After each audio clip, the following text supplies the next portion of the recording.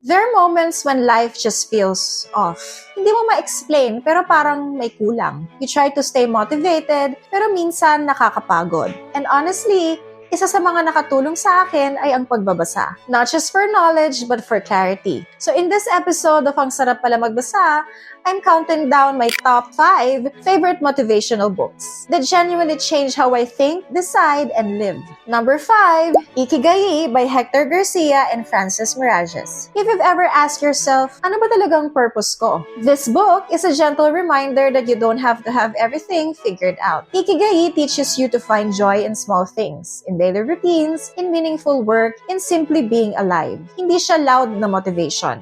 It's quiet, calm, and grounding.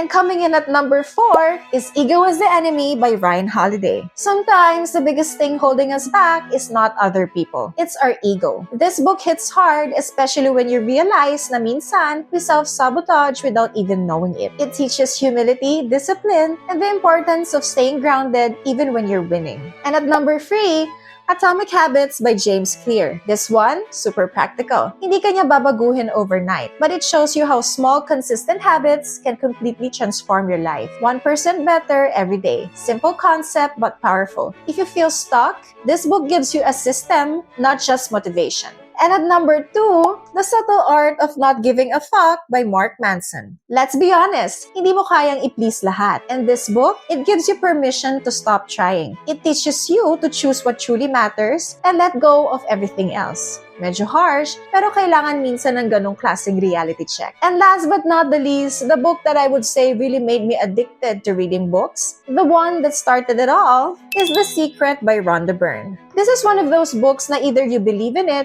or you question it. But one thing's for sure, it changes how you see your thoughts. The idea that your mindset shapes your reality can be powerful, especially when you start becoming more intentional with what you think and focus on. So at the end of the day, these books won't magically fix your life, but they will help you think differently. And sometimes that's all you need, a shift in perspective. So if you're feeling lost, overwhelmed, or just looking for clarity, maybe start with one of these. If you believe that book review podcasts deserve more space online, help this one grow. Don't forget to like, subscribe, and share this with someone who might need it today. This is Tessa Saavedra. Samahan niyo ako ulit sa susunod dito lang sa Isang Pahina, Isang Kwento, Isang Aral. Ang sarap pala magbasa.